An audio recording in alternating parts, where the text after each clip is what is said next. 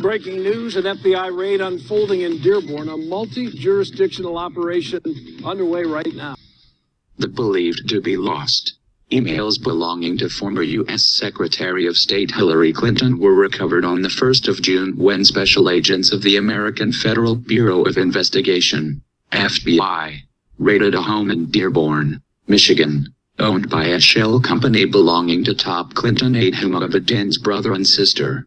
During the afternoon of the 1st of June, a specialized team of FBI special agents and U.S. Department of Justice prosecutors hurriedly left Washington, D.C. en route to Dearborn, Michigan, where upon landing they were sped by a large convoy to a multi-family home located at 7246 John Afon Street that they promptly raided, stating to the local press that they were investigating a matter of national security and further saying that there's no threat to public safety in the area, so folks don't need to be concerned about any dangerous situation.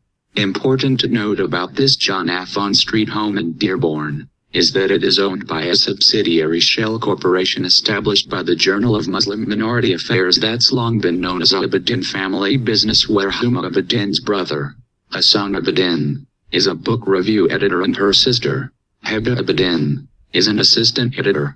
Born into an illustrious family of Brotherhood leaders, Huma Abedin has been labeled as nothing short of a Muslim Brotherhood princess who grew up barely 2 hours from Dearborn in Kalamazoo, Michigan, and who, in August 2016, mysteriously broke off from the Hillary Clinton presidential campaign to make a secret trip to Dearborn. That is now the largest Muslim city in America.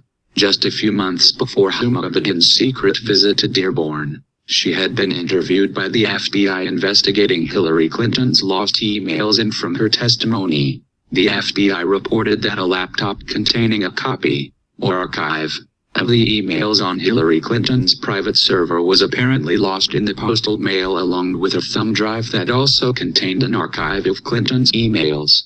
12 days ago, however, Huma Abedin's husband, the now convicted sex offender, and former U.S. Congressman, Anthony Weiner, was indicted by a secret U.S. grand jury, arrested by the FBI, and pled guilty to sex charges in a U.S. federal court in the span of 2 hours, and described at the time as being the fastest processing of such a case in American history, being taken by surprise at her husband's lightning-fast arrest and conviction, and is facing up to 2 years prison time.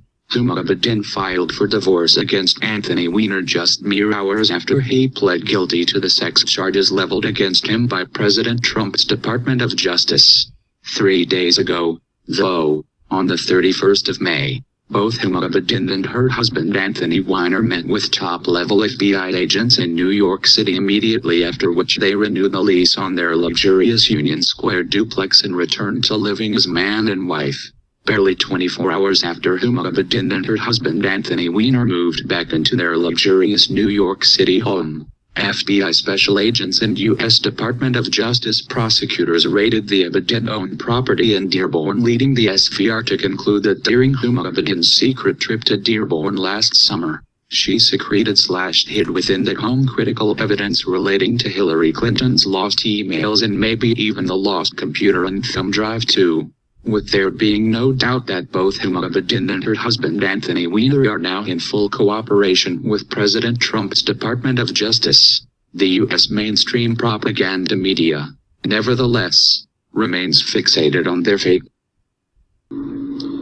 That's right, Glenda. We're going to discuss that in just a moment. But for now, we're here on Jonathan Street here in Dearborn. The house where all of the activity is occurring is difficult to see from the vantage point where we're standing right now. But here's some video that we shot earlier today. You can see FBI agents and Dearborn police standing in front of a duplex here on Jonathan Street. They were seeing agents carrying out boxes of materials from inside the house. Now, here's what we've been able to find out so far. 7 Action News has learned that this is an operation that is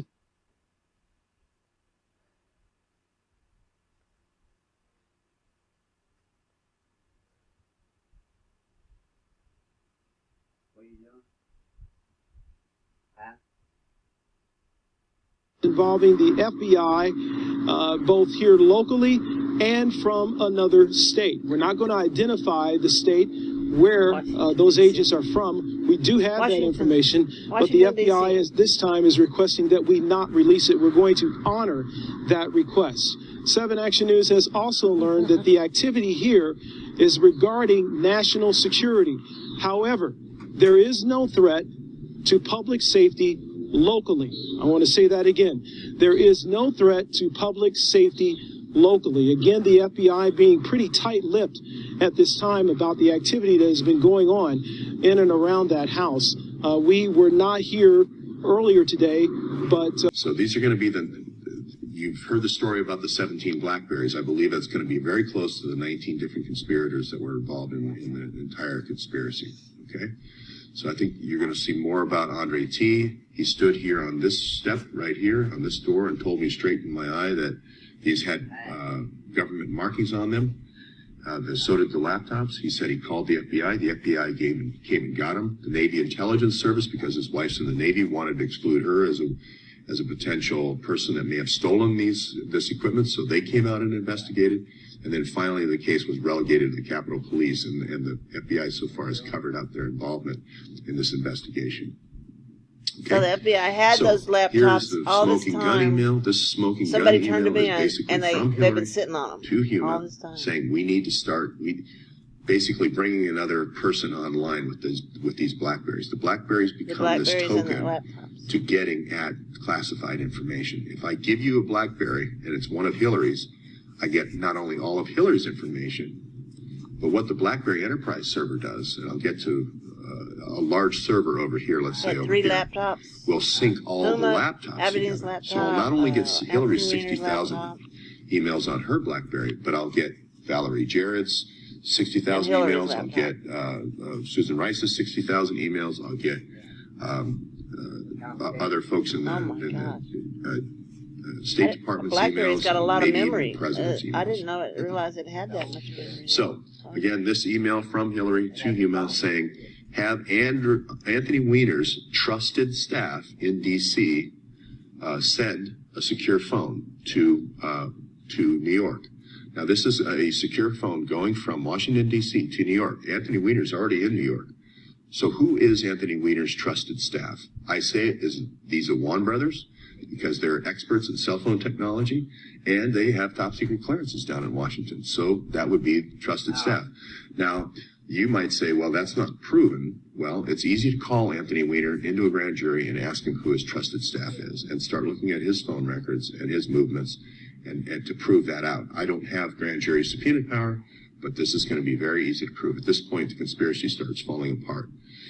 Why did Hillary get subscriptions from all the different Wall Street firms? It was for this $500,000 a year access to these emails, not just Hillary's emails, but this whole trove of 650,000 emails on Huma's server. Okay, so again, it's their own.